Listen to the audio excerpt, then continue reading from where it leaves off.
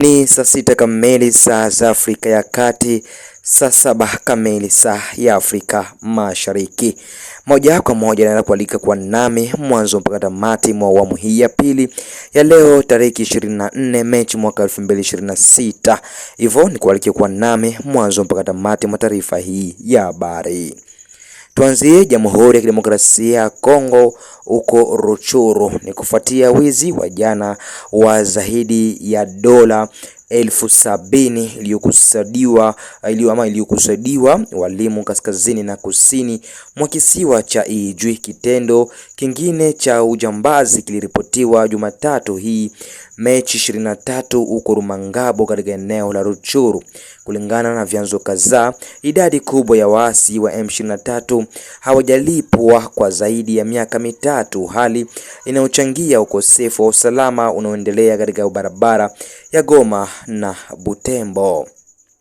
Tukiwa tu DRC ni kwamba jeshi ya Jamhuri ya Kidemokrasia ya Kongo limegundua hifadhi mpya ya silaha inayomilikiwa na Thomas Lubanga katika kijiji cha Jingo katika eneo la Jugu. Operation hii ilifanywa na vikosi vya kijeshi vilivyowekwa Ituri, ilisababisha kukamatwa kwa zaidi ya silaha 200 za aina mbalimbali. Polisi wa Kongo walimkamata Papi Mantezolo, rais wa zamani wa bunge la mkoa wa kati wa Kongo, Jumamosi Machi 21 karibu saa 5 jioni. Alitafutwa kwa wito wa kufika mbele ya ofisi ya mwendesha mashtaka mkuu katika mahakama ya rufaa baada ya kushindwa kufuata wito kadhaa. Alijaribu kuvuta hadi Brazzaville ambapo alipanga kuendelea kutorokea China, kwani pasipoti yake tayari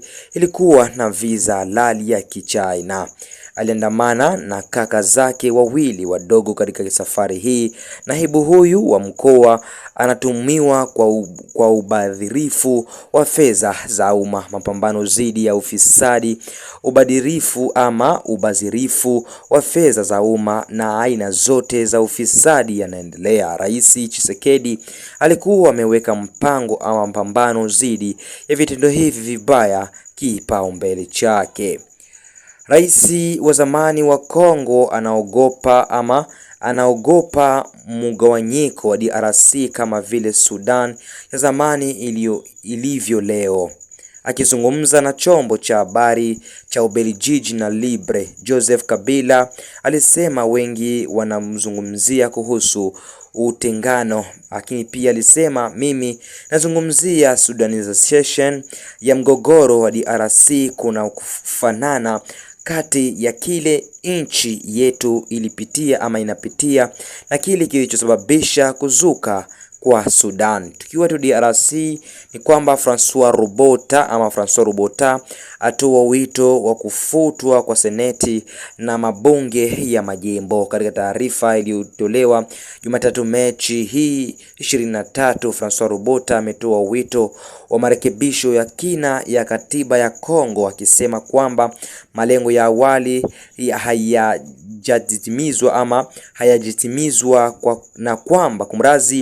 hayajatimizwa na kwamba nchi bado iko katika habari ama hatari ya migogoro. Kulingana naye, vifungu kadhaa muhimu vinahitaji kurekebishwa ili kuimarisha umoja na utawala wa kitaifa. Miongoni mwa mapendekezo yake, Robota alimesisitiza hitaji la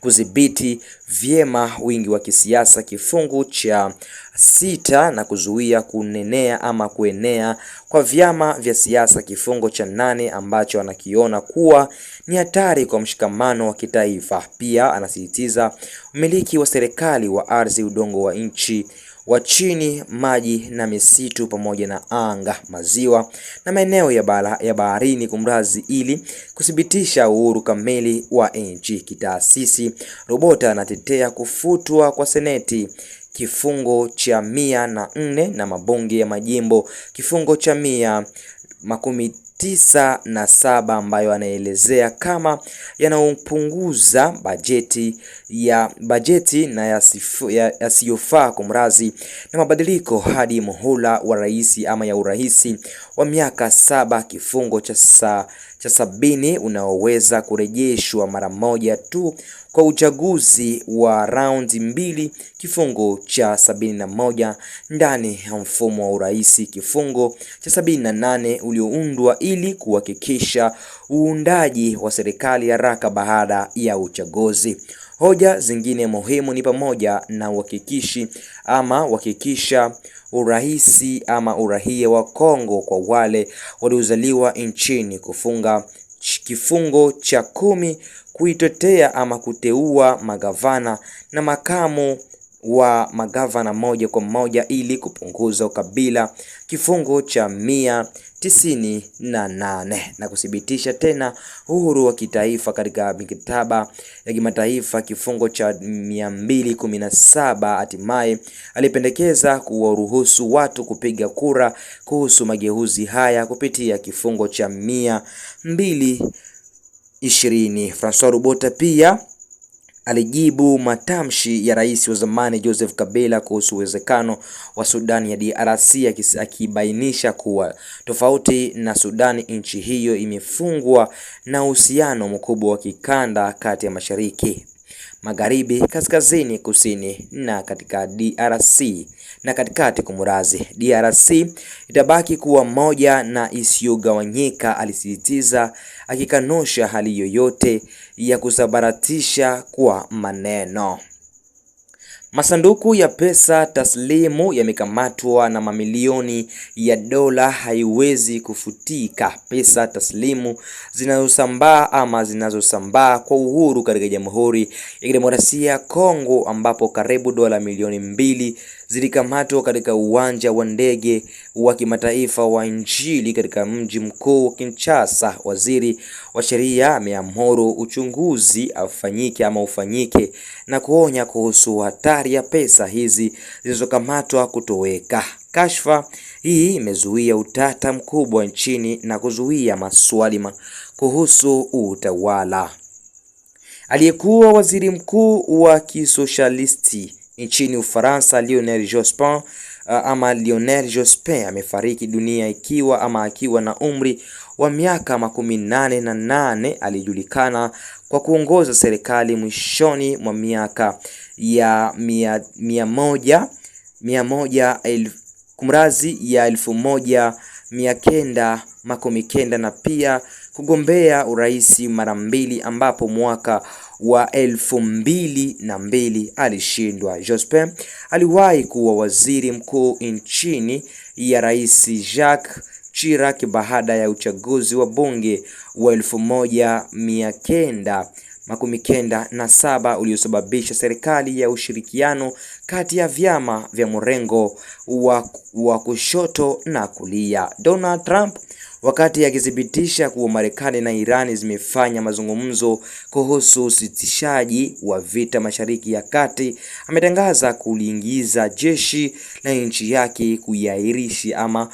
kuhairisha mashambulio yaliyokuwa yamepangwa dhidi ya vituo vya umeme vya Irani siku ya Jumamosi usiku. Trump aliipa Irani makataa ya saa 48 ya kufungwa tena mfereji wa Hormuz, la sivyo nchi yake ingeshambuliwa kwa nguvu vituo vya umeme vya Tehran. Tukirudi nchini DRC, Rais Felix Tshisekedi, Waziri Mkuu Julius Suminwa na wachungaji wengi walihudhuria ibada ya shukrani Jumapili hii yani jana katika kanisa la Victory Army. Tukio hili lililoandaliwa na mchungaji na waziri Grace Kutino lilitoa fursa ya maombi ya pamoja kwa ajili ya amani na utulivu katika Jamhuri ya Kidemokrasia ya Kongo. Rubani wa shirika la ndege la Air Canada na msaidizi wake wamethibitishwa kufa baada ya ndege yao kugonga gari lililokuwa limeegeshwa kwenye uwanja wa ndege wa LaGuardia jijini New York.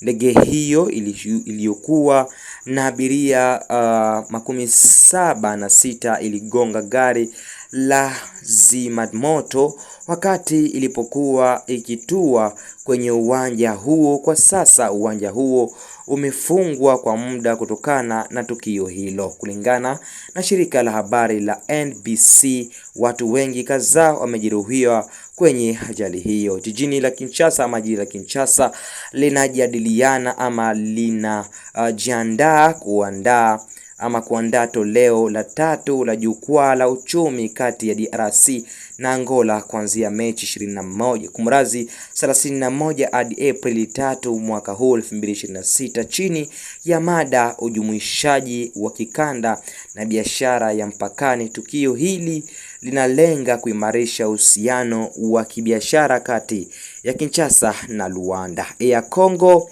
ama shirika la ndege la Kongo imezindua safari za ndege kwenda Johannesburg, Afrika Kusini na Entebbe, Uganda, ikiashiria hatua muhimu katika uimarishaji ama kuimarisha muunganisho wa kikanda kwa kuongeza masafa ya safari za ndege, kuimarisha ama kuimasisha ama kurahisisha biashara kati ya Kinshasa na nchi za jirani. Shirika la ndege linalenga kupunguza kutengwa kwa nchi hiyo na kuongeza biashara ya ndani ya Afrika. Mafanikio ya njia hizi za awali kutafuatiwa ama yatafuatiliwa kwa karibu na waangalizi wa sekta hiyo, huku mazingira ya usafiri wa anga wa Kongo wakipitia mabadiliko makubwa. Kwa mwisho, DRC yashinda masoko ya kimataifa. Uzinduzi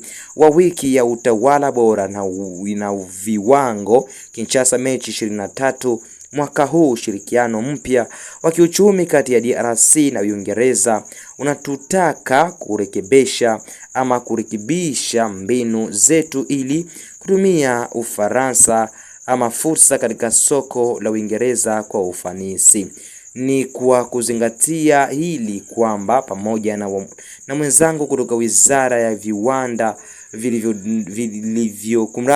nilizindua wiki ya utawala bora kwa Kongo kwa ushirikiano sawa wa kiuchumi Jumatatu hii Machi 23 mwaka huu uko Kinshasa. Uendelezaji wa rasilimali watu unabaki kuwa kipaumbele chetu katika kuanisha mashirika ya uendeshaji ya Kongo na viwango vya kimataifa vinavyohitaji sana kwa lengo hili. DRC sasa inafaidika na mpango wa usaidizi wa biashara wa taasisi ya viwango vya Uingereza BACE. Usaidizi huu wa kimkakati umeundwa kwa kuzingatia mada kuu 4: utawala bora ndani ya ushirikiano, mbinu nzuri za viwango, mbinu nzuri za udhibiti, sera ya bora ya Afrika. Kuanzia sasa DRC itashinda masoko ya kimataifa kwa mbinu, ukali na tamaa. Na habari ya mwisho ni kwamba baada ya siku hiyo jana, rais mstaafu wa Kongo kwenye media libre alizungumza kwamba sifikiri kuhusu kesho, nafikiri kuhusu leo. Tayari nilisema Mei iliyopita, lazima tukomeshe udiktata huu, uzalimu huu ambao umechukua nafasi yake, na ili kufanikisha hili lazima tuhamasishe na kuongeza uelewa miongoni mwa Wakongo wote, iwe wako wameshishwa ama uhamisho au ndani ya nchi. Ili lazima liwe dhamira ya kila mmoja wetu, na ili kukomesha utawala huu wa Kongo wanaofunga chama kifungo cha 64 cha katiba. Kila Mkongo ana wajibu wa kumpinga mtu yeyote kila Mkongomani ana haki ama ana wajibu wa kupinga mtu yeyote au kikundi cha watu wanaochukua madaraka kwa nguvu au kuyatumia kinyume cha katibu. Sehemu kutoka kwa mahojiano ya kipekee na Joseph Kabila katika La Libre. Kufikia hapa ni kama sina zaidi, ndugu mpendwa mtazamaji wa Kwetu News 24. Mlikuwa wengi mkitupata kupitia channel yetu ya YouTube, lakini pia sio tu YouTube, tupo Facebook, Instagram na TikTok, lakini pia WhatsApp channel. Hivyo usikose kusubscribe, lakini pia kushare na kulike ili wa kwanza kupata habari zetu. Mimi ni wako mtangazaji wa zamu wa kila itoleo, nikisema chao chao. Hii ni Kwetu News 24.